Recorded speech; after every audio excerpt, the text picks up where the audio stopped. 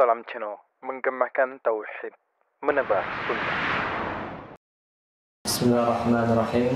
Assalamualaikum warahmatullahi wabarakatuh. Alhamdulillahi rabbil alamin, nahmaduhu wa nasta'inuhu wa nastaghfiruh wa na'udzu billahi min shururi anfusina wa min sayyiati a'malina. Man yahdihillahu fala mudilla lahu wa man yudlil fala hadiya lahu. Ashhadu an la ilaha illallah wahdahu la syarika lah wa ashhadu anna Muhammadan abduhu wa rasuluh la nabiyya wa rasula ba'dah. Amma ba'du. Puji syukur kita panjatkan atas kehadirat Allah Subhanahu wa taala yang senantiasa memberikan limpahan nikmat dan hidayahnya. Salawat dan salam semoga tetap tercurahkan kepada sosok suri tauladan kita Nabi Muhammad sallallahu alaihi wasallam yang mengenalkan kita antara yang hak dan yang batil, antara yang benar dan yang salah. Hadirin wal hadirat pendengar yang dimuliakan oleh Allah Subhanahu wa taala. Insyaallah pada hari ini kita akan kembali membahas lanjutan dari kitab hadis Arba'in An-Nawawi rahimahullah. Kita sekarang memasuki hadis yang kedua. Hadirin wal hadirat, bapak-bapak, ibu-ibu yang dimuliakan oleh Allah Subhanahu wa taala. Sebab-sebab diriwayatkannya hadis kedua ini bermula ketika ada seseorang yang bertanya kepada Abdullah ibnu Umar tentang ada seseorang di Basrah yang sesat. Mereka menanyakan tentang takdir. Seorang yang sesat ini bernama Ma'bad al-Juhaini. Mereka kufur terhadap takdir Allah Subhanahu wa taala dan mereka mengatakan bahwasanya segala sesuatu itu terjadi dengan sendirinya, bukan karena kehendak Allah Subhanahu wa taala. Setelah terjadi sesuatu tersebut baru terjadinya takdir. Maka Abdullah ibnu Umar berkata, "Ana bari'un minhum." Aku berserah diri, berlepas diri dari golongan mereka dan mereka berlepas diri dari aku. Seandainya mereka menginfakkan satu gunung emas pun, maka mereka tidak akan diterima oleh Allah Subhanahu wa taala hatta yu'mina bil qadar, sampai mereka beriman kepada al-qadar. Kemudian Abdullah ibnu Umar mengatakan, haddatsani abi an Umar radhiyallahu anhu aidan qala. Kemudian Abdullah ibnu Umar meriwayatkan hadis ini.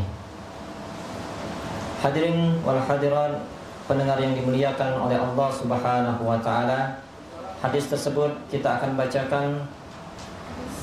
Bainama nahnu julusun 'inda Rasulillah sallallahu alaihi wasallam dzata yaumin إذ طلع علينا رجل شديد بياض الشياب شديد سواد الشعر لا يرى عليه السفر ولا يعرفهن منا أحد. Ketika kami duduk-duduk bersama Rasulullah sallallahu alaihi wasallam pada suatu hari, إذ طلع علينا رجل شديد بياض الثياب syadidu sawadu sya'ri la yura alaihi safar.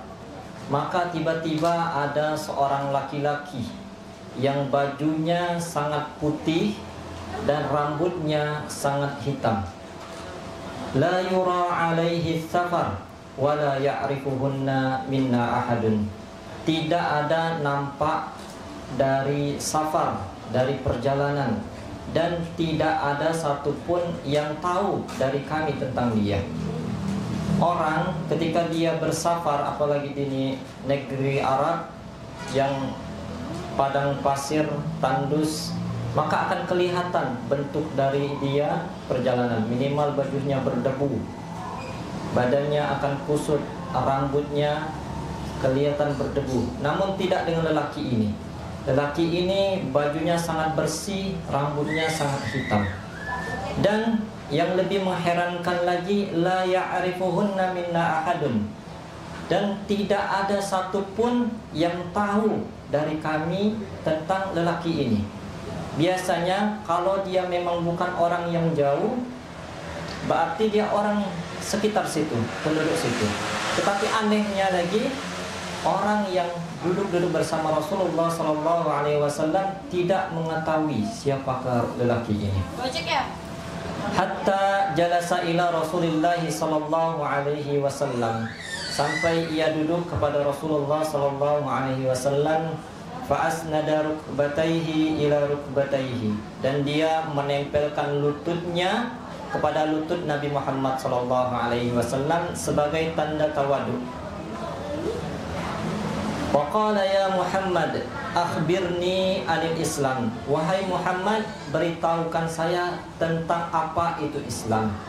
Qala Rasulullah SAW, maka Nabi Muhammad SAW bersabda, al-Islam an tashhada an la ilaha illallah wa anna Muhammadan Rasulullah wa tuqimus salata wa tu'tiyaz zakata wa tasumu Ramadan wa tuhijjul baita in istata'ta ilaihi sabila.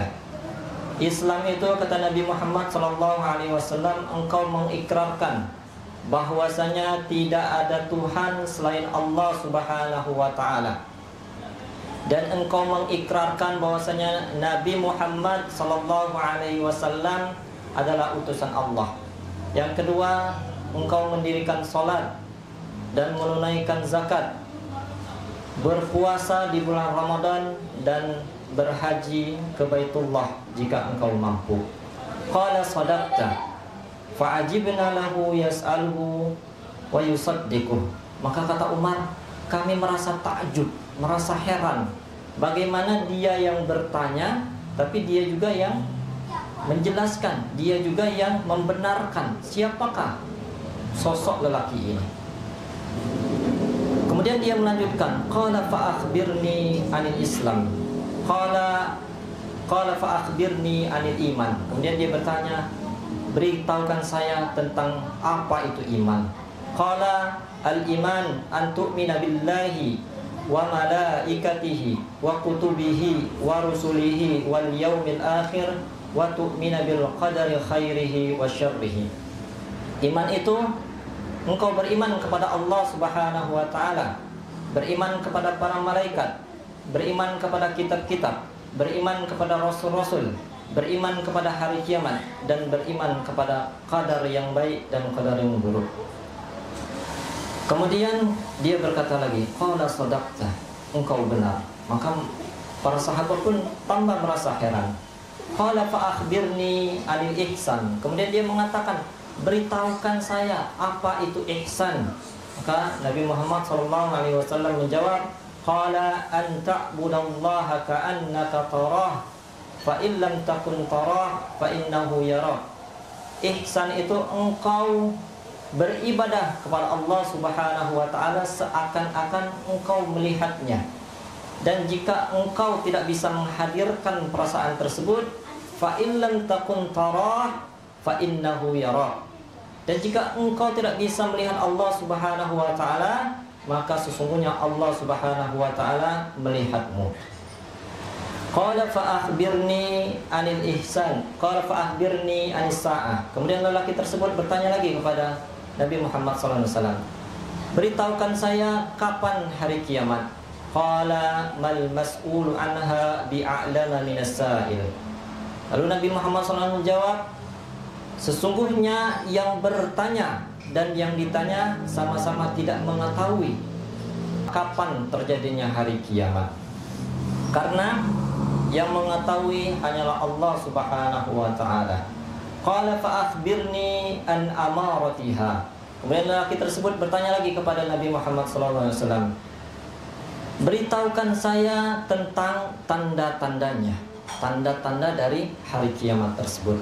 Qala, Nabi Muhammad SAW menjawab, qala antalidal amatu rabbataha.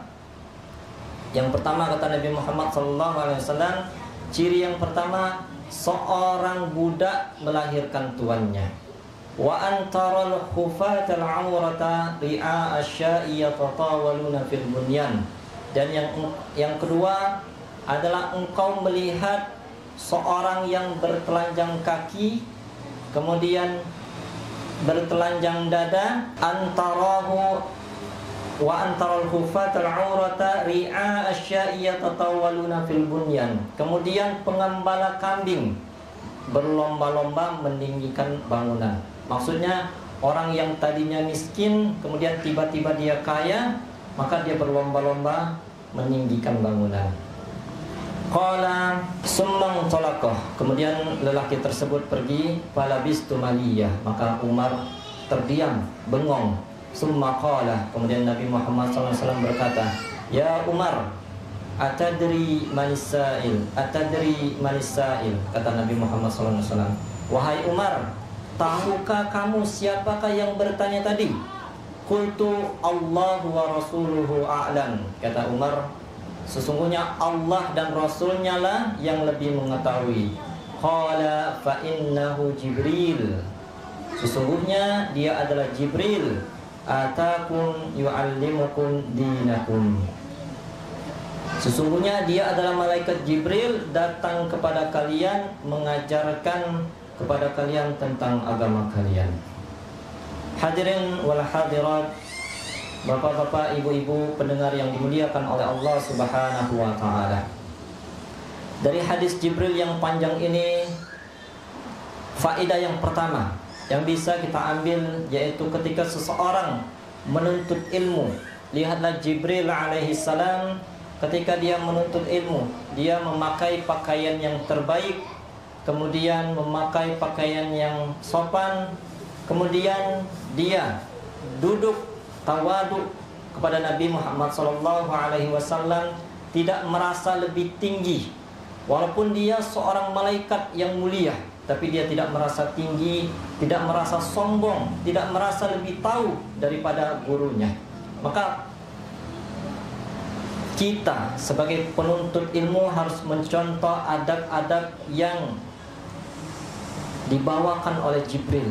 Jibril sejatinya mengajarkan kepada kita bagaimana adab kita dalam menuntut ilmu. Kemudian yang tak kalah penting adalah Jibril langsung duduk kepada Nabi Muhammad SAW, menempelkan lututnya kepada lutut Nabi Muhammad SAW dan meletakkan tangannya di atas pahanya, menunjukkan Jibril alaihissalam ingin sekali mendapatkan ilmu dan dia konsentrasi, tidak mau luput ilmu satu pun dari Nabi Muhammad SAW.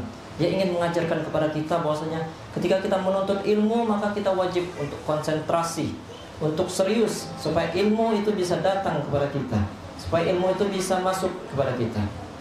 Dan yang kedua, dan yang selanjutnya yang bisa kita ambil pelajaran bahwasanya ketika Jibril alaihi salam bertanya, dia benar-benar ingin mencari kebenaran, bukan mencari pembenaran. Bukan dia mengatakan, wahai Nabi Muhammad, aku mendengar perkataan si Fulan bin Fulan, bagaimana pendapatmu? Tidak. Tapi ketika dia bertanya, benar-benar ingin mengetahui kebenaran itu, bukan membanding-bandingkan antara ustaz dengan ustaz yang lainnya, bukan ingin membandingkan kecerdasan dari seorang da'i, dari seorang guru, bukan. Apalagi ingin mengetes seorang guru, apakah guru ini mampu, apakah guru ini bisa menjawab pertanyaan dia. Itu maka ketika dia bertanya dengan niat yang buruk, jangankan pahala yang ia dapatkan, maka dosa pun yang ia akan dapatkan. Hadirin wal hadirat yang dimuliakan oleh Allah Subhanahu wa taala. Dan selanjutnya, ketika kita pelajari di dalam Al-Qur'an, ada yang namanya Ummul kitab ya. Di dalam Al-Qur'an itu namanya Ummul Kitab, artinya induk kitab. Apa induk kitab itu? Yaitu suratul Fatihah. Artinya suratul Fatihah itu adalah induk dari surah-surah, sedangkan surah-surah yang lain menjelaskan dari surah Al-Fatihah tersebut. Begitu juga dengan hadis. Para ulama mengatakan hadis ini adalah ummul hadis, induk dari hadis. Seolah-olah hadis yang datang selain hadis ini menjelaskan tentang hadis ini. Karena hadis ini berisi tentang agama. Betapa pentingnya hadis ini, merupakan poin-poin yang penting berisikan dalam agama Islam. Hadirin Bapak-bapak, ibu-ibu yang dimuliakan oleh Allah Subhanahu wa taala. Kemudian Jibril bertanya kepada Nabi Muhammad SAW tentang iman dan Islam. Kemudian Nabi menjawab pertanyaannya dengan Islam. Apa itu Islam? Islam itu engkau mengikrarkan dengan seikrar-ikrarnya, dengan seyakin-yakinnya. Yang pertama, tidak ada Tuhan selain Allah Subhanahu wa taala. Kemudian engkau menunaikan salat. Kemudian engkau membayar zakat, berpuasa di bulan Ramadan, dan berhaji ke Baitullah jika engkau mampu. Kemudian Jibril bertanya lagi kepada Nabi Muhammad tentang iman. Iman itu apa? Iman itu engkau beriman kepada Allah Subhanahu wa taala, beriman kepada para malaikat, beriman kepada kitab-kitab, beriman kepada para rasul, dan beriman kepada hari kiamat, dan beriman kepada qadar yang baik dan qadar yang buruk. Pendengar yang dimuliakan oleh Allah Subhanahu wa taala, dalam kaidah bahasa Arab, ulama menyimpulkan bahwasanya ketika iman dan Islam disebutkan dalam satu konteks, maka maknanya berbeda. Dengan istilah iza ijtama'a iftaraqa wa idza iftaraqa ijtama'a. Jika disebutkan bersamaan, maka maknanya berbeda. Namun jika tidak disebutkan bersamaan, maka maknanya sama. Contohnya, Allah Subhanahu wa taala berfirman di dalam surah Al-Hujurat tentang orang Arab Badui yang mereka mengatakan aku telah beriman, padahal mereka belum beriman. Di dalam Al-Quran Allah Subhanahu wa ta'ala berfirman, qalatil a'rabu amanna kullam tu'minu walakin qulu aslamna walamma yadkhulul imanu fi qulubikum. Orang-orang Arab Badui mengatakan kami telah beriman. Maka katakan, wahai Muhammad, kalian belum beriman, kalian hanya telah berislam. Sesungguhnya keimanan belum masuk ke dalam hati kalian. Artinya ketika iman dan Islam disebutkan dalam satu konteks, maka maknanya berbeda. Begitupun juga dengan hadis ini. Ketika ada iman dan Islam disebutkan, maka itu berbeda. Dan ini juga masuk ke dalam tingkatan-tingkatan iman. Iman yang tingkatan yang paling rendah adalah Islam. Kemudian ketika dia sudah Islam, maka tingkat selanjutnya yaitu tingkatan iman. Dan yang selanjutnya adalah tingkatan ihsan. Ini adalah puncak dari tingkatan, yang mana nanti kita akan jelaskan apa makna ihsan tersebut. Kemudian di dalam doa salat jenazah juga disebutkan, man ahyaitahu minna fa ahyihi alal islam wa man tawaffahu minna fa amitna fa tawaffahu alal iman. Ya Allah, jika engkau hidupkan di antara kami, maka hidupkan kami dalam keadaan Islam. Dan jika engkau mematikan salah satu di antara kami, matikanlah dalam keadaan iman. Ini juga contoh bahwasanya ketika iman dan Islam disebutkan berbarengan, maka konteksnya berbeda. Namun jika disebutkan hanya Islam saja atau iman saja, maka maknanya sama. Contohnya di dalam surah Yusuf, Nabi Yusuf alaihissalam pernah berdoa kepada Allah Subhanahu wa taala. Di akhir ayat Nabi Yusuf mengatakan, tawaffani musliman wa alhiqni bis-shalihin. Matikan aku dalam keadaan muslim dan kumpulkan aku bersama orang-orang yang soleh. Artinya ketika Nabi Yusuf alaihissalam meminta matikan saya ke dalam muslim, artinya matikan saya dalam muslim dan mukmin. Ya, di dalam hadis yang lain juga Rasulullah sallallahu alaihi wasallam bersabda, "Al-muslimu man salimal muslimuna min lisanihi wa yadihi, min lisanihi wa yadihi." Muslim itu adalah muslim yang tangannya dan lidahnya selamat dari muslim yang lain. Artinya orang mukmin dan muslim itu adalah muslim yang lainnya itu selamat dari tangan, dari gangguan tangannya dan gangguan lisannya. Itu contoh seorang yang muslim. Kalau orang yang muslim lisannya tajam, lisannya sering mencaci maki, maka itu belum muslim, ya, belum mukmin di dalam hadis ini. Kemudian hadis yang lain juga Nabi Muhammad SAW menyebutkan, al-iman bid'un wa sab'un aw bid'un wa sittuna syu'bah fa afdaluha qawlu la ilaha illallah wa adnaha imatatul aza anit tariq wal haya'u syu'batun minal iman. Contoh selanjutnya yaitu kata Nabi, iman itu ada 70 atau 60 cabang. Yang paling utamanya adalah kalimat la ilaha illallah, dan yang paling rendahnya menyingkirkan gangguan dari jalan, ya, menyingkirkan gangguan dari jalan. Wal haya'u syu'batun minal iman, dan malu itu merupakan cabang dari keimanan. Hadirin yang dimuliakan oleh Allah Subhanahu wa taala, apabila kita simpulkan, ada yang namanya Islam dan ada yang namanya iman dan ada yang namanya ihsan. Bagaimana cara kita memahami ketiga ini? Maka Allah Subhanahu wa taala menggambarkan bahwasanya pohon keimanan seorang itu bagaikan pohon yang mana akarnya adalah keimanan kepada Allah Subhanahu wa taala tentang rukun iman, sedangkan cabang-cabangnya merupakan rukun Islam. Allah Subhanahu wa taala berfirman di dalam surah Ibrahim, "Alam tara kaifa daraballahu masalan kalimatan thayyibatan kasyajaratin thayyibatin asluha sabitun wa far'uha fis sama."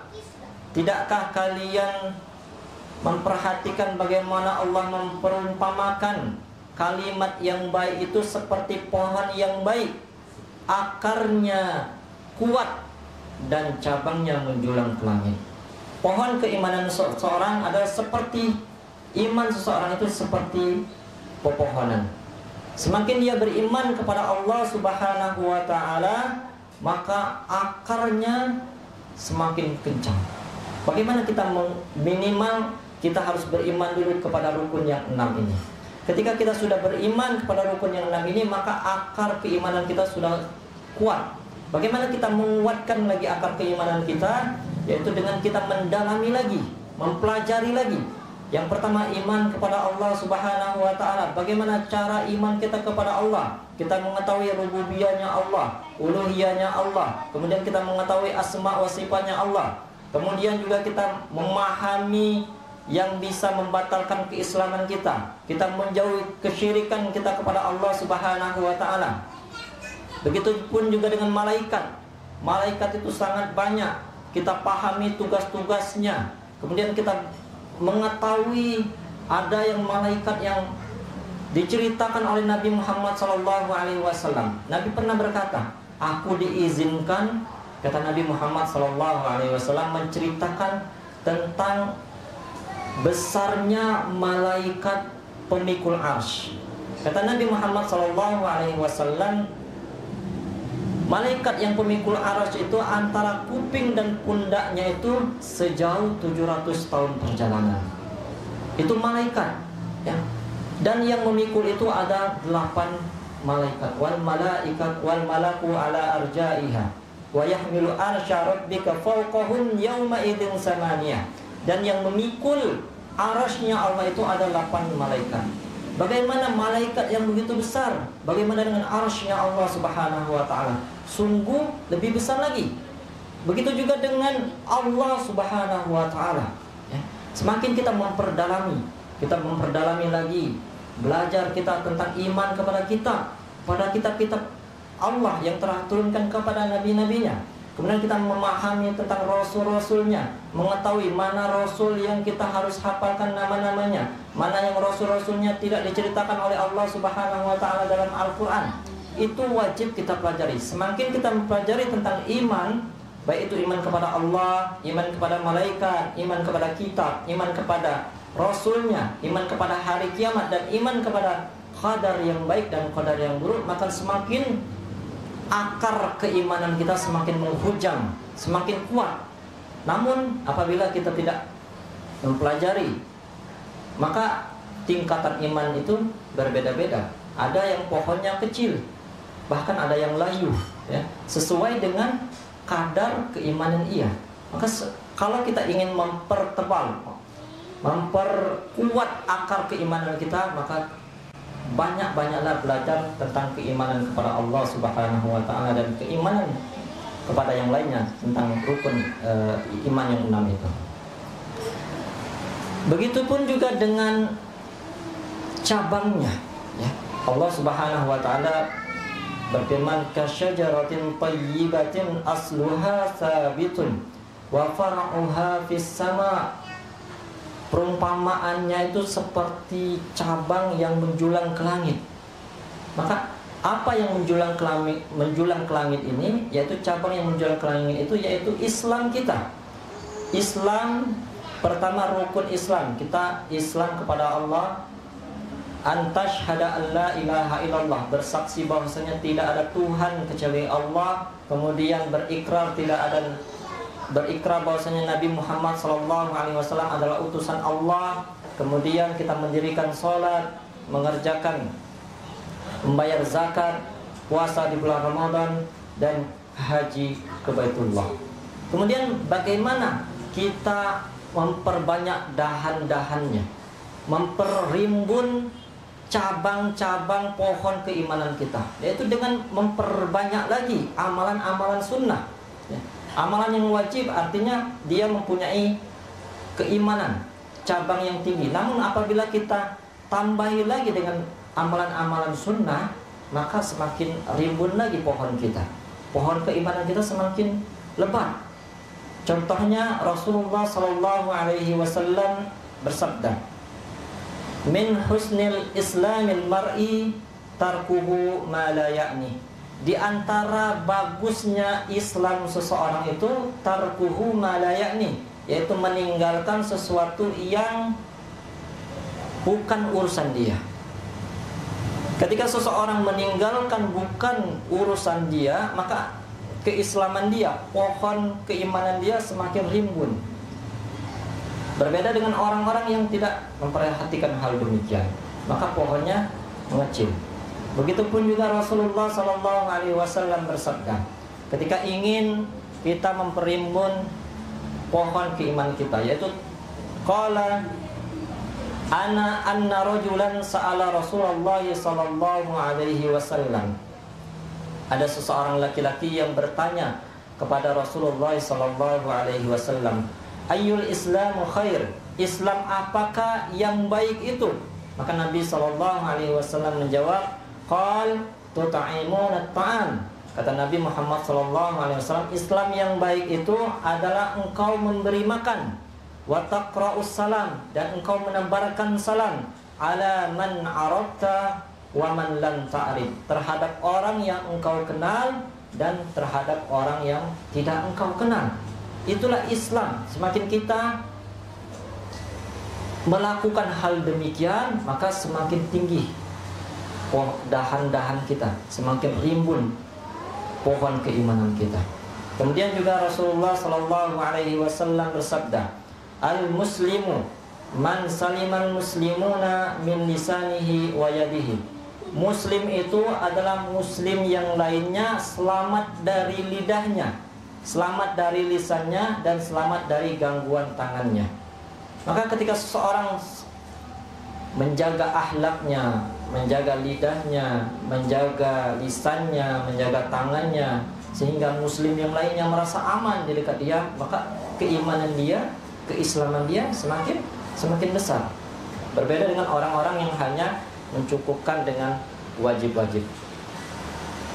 Tapi bukan berarti yang wajib-wajib dicela. Allah Subhanahu wa taala menyukai yang paling dicintai oleh Allah Subhanahu wa taala adalah yang Allah wajibkan. Kemudian setelah kita bisa melaksanakan kewajiban tersebut, kita tambahi dengan sunnah-sunnah yang dicontohkan oleh Nabi Muhammad SAW. Kesimpulannya, ketika ingin menguatkan akaran keimanan kita, maka kita perbanyak belajar, kita perdalam lagi keimanan kita kepada Allah, keimanan kita kepada para malaikat, keimanan kepada kitab Allah, kemudian keimanan kepada anbiya, keimanan kepada hari kiamat, dan keimanan kepada qadar baik dan qadar buruk. Dan apabila kita ingin memperrimbun, memperbanyak cabang-cabang keislaman kita, maka perbanyak lagi keislaman kita. Kita tambah dengan amalan-amalan sunnah. Selain amalan-amalan yang wajib yang diwajibkan oleh Allah Subhanahu wa taala, maka kita tambahkan dengan amalan yang sunnah tersebut. Hadirin wal hadirat yang dimuliakan oleh Allah Subhanahu wa taala. Kemudian apa itu ihsan? Jibril alaihi salam bertanya kepada Nabi Muhammad SAW, akhbirni anil ihsan. Tingkatan yang selanjutnya yaitu ihsan. Apa itu ihsan? Kata Nabi Muhammad SAW, al-ihsan an ta'budallaha ka'annaka tarah. Ihsan itu engkau beribadah seakan-akan engkau melihat Allah Subhanahu wa taala. Fa in lam takun tarah fa innahu yarak. Dan jika engkau tidak melihat Allah Subhanahu wa taala, sesungguhnya Allah Subhanahu wa taala melihatmu. Yang pertama yang harus kita pahami, melihat di sini artinya melihat dengan hati, bukan melihat secara langsung. Karena Allah Subhanahu wa taala tidak bisa dilihat di dunia ini. Kapan kita melihat Allah Subhanahu wa taala? Yaitu ketika nanti hari kiamat, apabila kita masuk surga, maka Allah Subhanahu wa taala akan menampakkan wajahnya, dan itulah adalah sebaik-baik nikmat, sebesar-besar nikmat, yaitu kita bisa melihat wajah indahnya Allah Subhanahu wa taala. Rasulullah sallallahu alaihi wasallam bersabda, "Fa'lamu anna rabbakum azza wa jalla laisa bi'awar." Ketahuilah bahwasanya Tuhan kalian tidak buta sebelah. Wa annakum lan tarau rabbakum hatta tamutu. Dan engkau tidak akan bisa melihat Tuhanmu sampai kalian meninggal dunia. Jadi yang dimaksud di sini adalah melihat dengan hati, bukan melihat dengan mata kepala langsung. Kemudian juga pernah dikisahkan dalam Al-Quran, Nabi Musa alaihi salam ketika bermunajat kepada Allah Subhanahu wa taala, Nabi Musa berkata kepada Allah Subhanahu wa taala, "Qala rabbi arini anzur ilaik."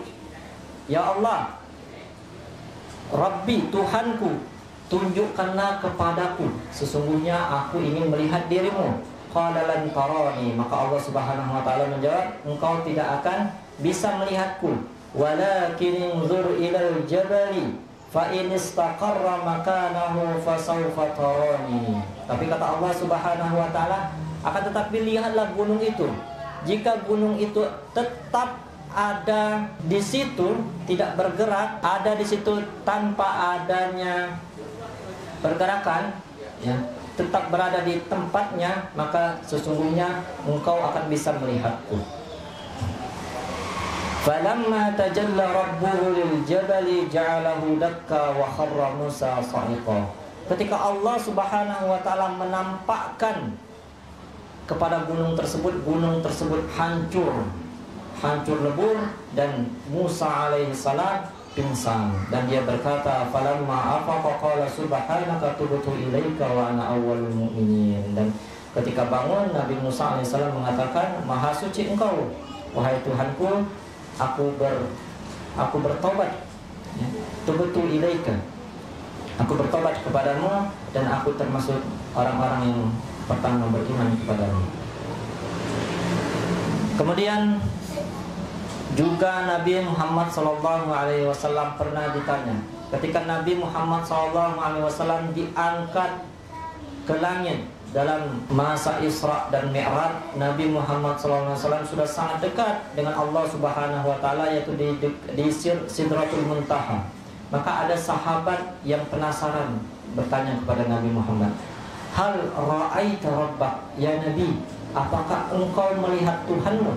Kata Nabi, "Nurun ana ara." Ada cahaya, bagaimana aku bisa melihat Allah Subhanahu wa taala. Pada intinya Allah Subhanahu wa taala tidak bisa dilihat di dunia ini. Yang dimaksud di sini oleh Nabi Muhammad sallallahu alaihi wasallam, anta budallaha ka'annaka tarah, yaitu engkau melihat Allah seakan-akan mati, menunjukkan engkau melihat dengan hati. Hadirin yang dimuliakan oleh Allah Subhanahu wa taala, bagaimana kita menghadirkan perasaan ihsan tadi adalah tingkatan tertinggi dalam keimanan. Bagaimana kita merasakan menghadirkan ihsan tadi? Anta budallaha ka'annaka tarah fa in lam takun tarah fa innahu yarak. Engkau menghadirkan seakan-akan engkau melihat Allah Subhanahu wa taala, dan jika engkau tidak bisa melihat Allah Subhanahu wa taala, sesungguhnya Allah melihatmu. Bagaimana cara menghadirkan perasaan tersebut? Ketika kita beribadah, ketika kita sholat, ketika kita berpuasa, ketika kita berhaji, ketika kita berumrah, ya, atau berzakat, dan ibadah apapun kita hadirkan perasaan bahwasanya kita melihat Allah Subhanahu wa taala. Bagaimana caranya? Yang pertama, kita hadirkan keagungan Allah Subhanahu wa taala. Allah itu sangat besar, sangat agung. Bumi yang 7 ini, langit yang 7 ini tidak ada apa-apanya dibandingkan Allah Subhanahu wa taala.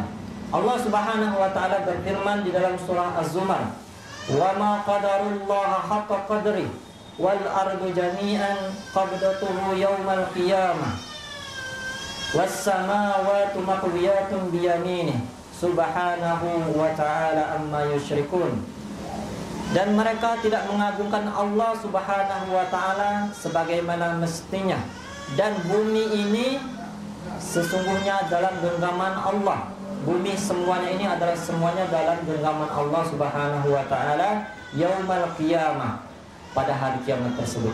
Was samawati matwiyatun biyaminih, dan langit-langit ini akan digulung oleh Allah, digulung Allah dengan tangan kanannya. Subhanahu wa ta'ala amma yusyrikun. Maha suci Allah dan maha tinggi Dia amma yusyrikun, dari apa yang mereka sekutukan. Kemudian di dalam surah Al-Anbiya, Allah Subhanahu wa ta'ala berfirman, "Yauma natwis samaa'a katayyis sijil." Yauma natwis samaa'a katayyis sijil lil kutub kama bada'na awwala khalqin nu'iduh wa'dan 'alaina inna kunna fa'ilin. Ingatlah ketika kami menggulung langit-langit, katayyis sijil lil kutub, seperti kami menggulung lembaran-lembaran kertas. Kama bada'na awwala khalqin nu'iduh, sebagaimana kami telah menciptakan pertama kali, maka kami akan mengulanginya. Wa'dan 'alaina, dan janji Allah telah pasti, inna kunna fa'ilin, dan kami akan laksanakannya. Kemudian Ibnu Abbas pernah mengatakan, "Mas-samawatus sab'u wal arduna sab'u illa ka khardalatin illa fi kaffir rahman illa ka khardalatin fi yadi ahadikum." Tidaklah langit yang 7, bumi yang 7 ini di dalam genggaman Ar-Rahman, di dalam genggaman Allah Subhanahu wa ta'ala, illa ka khardalati fi yadi ahadikum, kecuali seperti biji yang ada dalam genggaman kalian. Kita bayangkan langit yang begitu luas, memiliki 7 lapisan, 7 tingkatan. Begitu juga dengan bumi mempunyai 7 lapisan, itu seperti biji yang ada di dalam tangan kalian. Betapa besarnya Allah Subhanahu wa ta'ala. Allah akan menggulung langit-langit nanti pada hari kiamat seperti menggulung lembaran-lembaran kertas. Betapa besarnya Allah Subhanahu wa ta'ala. Maka Allah Subhanahu wa ta'ala berfirman dalam surah Al-Mulk. Aamintum man fis samai ay yakhsifa bikumul arda fa idza hiya tamur. Apakah kalian sudah amankah kalian dari Dia yang di langit yang tidak membuat kamu ditelan bumi ketika bumi itu tiba-tiba terguncang? Bagaimana kita merasa aman dengan Allah Subhanahu wa taala yang Maha Kuasa? Maka kita hadirkan perasaan-perasaan ini, kemudian kita hadirkan betapa agungnya Allah Subhanahu wa taala ketika kita sujud, ketika kita beribadah kepada Allah, kita hadirkan anta'budallaha ka'annaka tarah. Kita beribadah seolah-olah kita melihat Allah Subhanahu wa taala, dengan memahami keagungan Allah Subhanahu wa taala, dengan memahami kebesaran Allah Subhanahu wa taala, dengan memahami firman-firmannya Allah Subhanahu wa taala, insyaallah bisa menghadirkan perasaan tersebut. Kemudian Nabi Muhammad SAW bersabda, fa illam takun tarah fa innahu yara. Dan jika engkau tidak bisa menghadirkan melihat Allah Subhanahu wa taala, fa innahu yara, sesungguhnya Allah Subhanahu wa taala melihatmu. Jika kita tidak bisa menghadirkan perasaan melihat Allah Subhanahu wa taala, maka kita hadirkan perasaan bahwasanya kita dilihat oleh Allah Subhanahu wa taala. Kita hadirkan perasaan diawasi oleh Allah Subhanahu wa taala. Rasulullah sallallahu alaihi wasallam bersabda, "Inna afdalul iman an ta'lama anna Allaha ma'aka haitsu ma kunta." Sesungguhnya iman yang paling utama, iman yang paling afdal, engkau mengetahui Allah Subhanahu wa taala bersama kalian dimanapun kalian berada. Maka kata Ibnu Rajab Al-Hambali, ketika kita menghadirkan perasaan tersebut, Allah Subhanahu wa taala akan menyiapkan tempat yang terbaik. Apa yang tempat yang terbaik itu? Yaitu surganya, dan ada ziyadah, ada tambahannya. Apa tambahannya? Yaitu kita bisa melihat Allah Subhanahu wa taala di hari kiamat. Allah Subhanahu wa taala berfirman di dalam surah Yunus ayat 26, lilladzina ahsanul husna wa ziyadah. Bagi orang-orang yang berbuat ihsan, ya, ihsan terhadap apapun, al-husna, maka dia mendapatkan pahala yang besar, yaitu surganya Allah Subhanahu wa taala, wa ziyadah, dan tambahan. Apakah tambahan itu? Kata para ulama, tambahan itu yaitu melihat Allah Subhanahu wa taala. Wujuhu yawma idzin nadhirah ila rabbiha nadhirah. Dan itu adalah sebaik-baik nikmat, senikmat-nikmatnya nikmat adalah melihat Allah Subhanahu wa taala di hari kiamat. Masuk surga aja adalah nikmat yang sangat besar. Namun ketika kita bisa melihat Allah, melihat wajah Allah yang senantiasa kita sembah selama di dunia, maka itu merupakan sebesar-besarnya nikmat. Hadirin yang dimuliakan oleh Allah Subhanahu wa taala. Kemudian Jibril alaihissalam bertanya kepada Nabi Muhammad sallallahu alaihi wasallam, "Fa akhbirni 'anis sa'ah." Beritahukan saya kapan terjadinya hari kiamat. Maka Nabi menjawab, "Mal mas'ulu anha bi'a'lama minas sa'il." Sesungguhnya yang bertanya dan yang ditanya sama-sama tidak mengetahui kapan terjadinya hari kiamat. Yang mengetahui terjadinya hari kiamat hanyalah Allah Subhanahu wa taala. Dalam surah An-Nazi'at ayat 42 sampai 44, Allah Subhanahu wa taala berfirman, "Yas'alunaka 'anis sa'ati ayyana mursaha, fima anta min dzikraha, ila rabbika muntahaha." Yas'alunaka ayyana mursaha, yas'alunaka 'anis sa'ati ayyana mursaha. Orang-orang kafir itu menanyakan kepadamu, kapankah terjadinya hari kiamat? Fima anta min zikraha, siapakah dirimu sehingga engkau bisa menyebutkan kapan terjadinya hari kiamat? Ila rabbika muntahaha, sesungguhnya terjadinya hari kiamat itu dikembalikan kepada Allah Subhanahu wa taala. Allah juga berfirman dalam surah Luqman Ayat 34. Innallaha indahu ilmus sa'ah. Hanya di sisi Allah lah ilmu tentang kapannya terjadi hari kiamat. Hadirin pendengar yang dimuliakan oleh Allah Subhanahu wa taala. Maka sangat mengherankan apabila pada zaman sekarang ini ada orang-orang yang bisa meramal kapan terjadinya hari kiamat.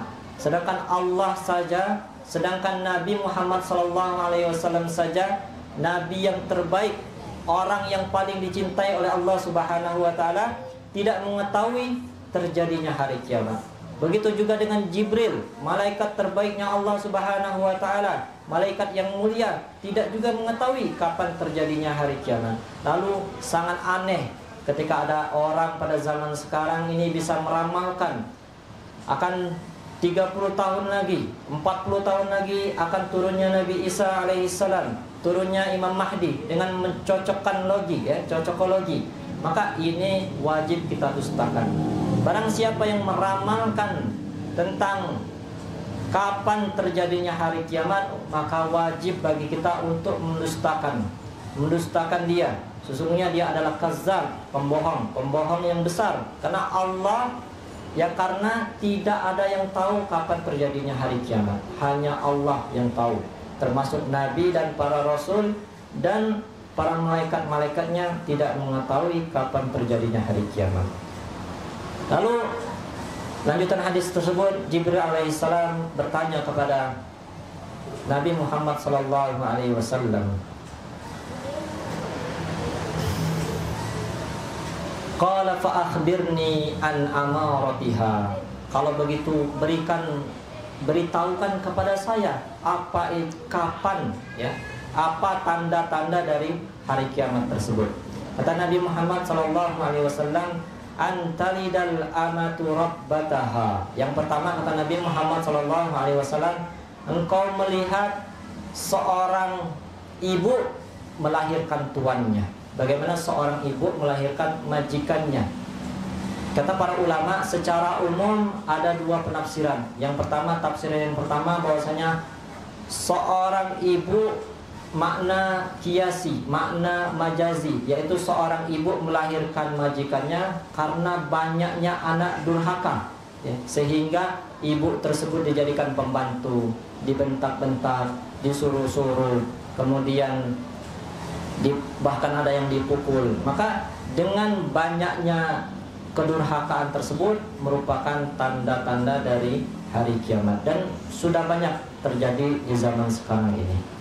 Yaitu yang pertama makna majazi, yaitu makna kiasi, bukan makna sebenarnya, yaitu engkau melahirkan tuannya itu arti banyaknya kedurhakaan dari anak tersebut.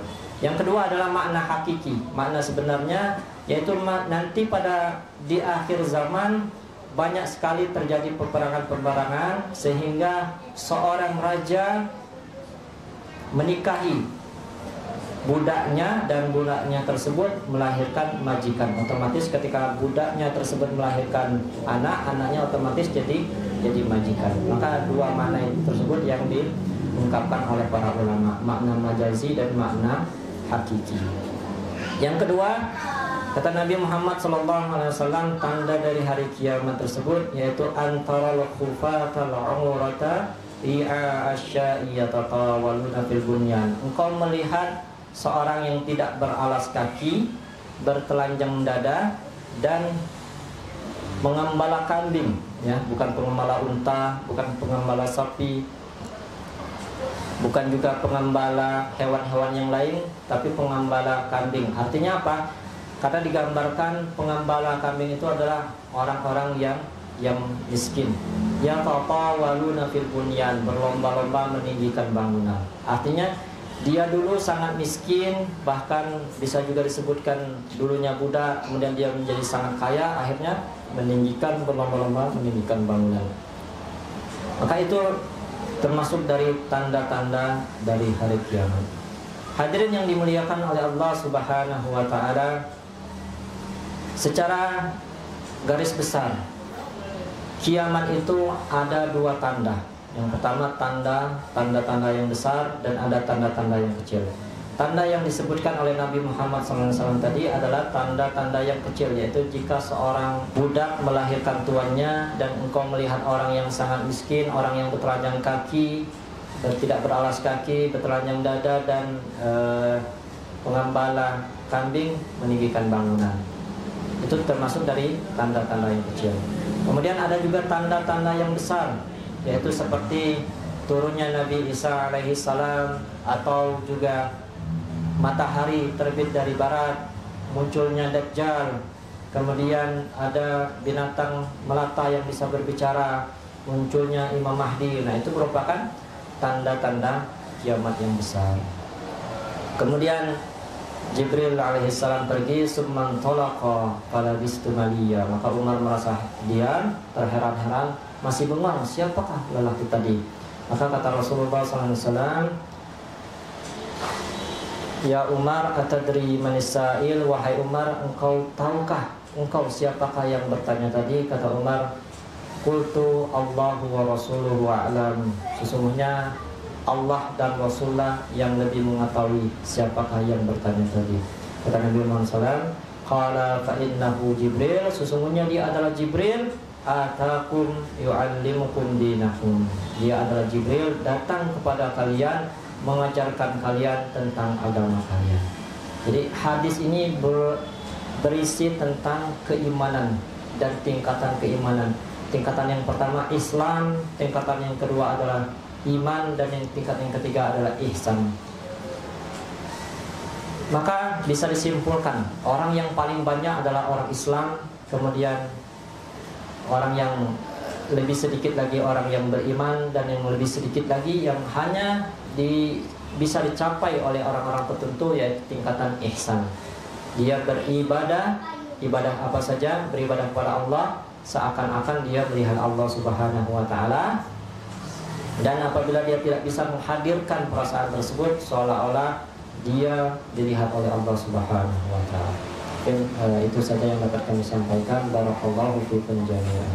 Subhanakallahumma wa bihamdika asyhadu an la ilaha illa anta astaghfiruka wa atubu ilaik. Akhirul kalam. Assalamualaikum warahmatullahi wabarakatuh.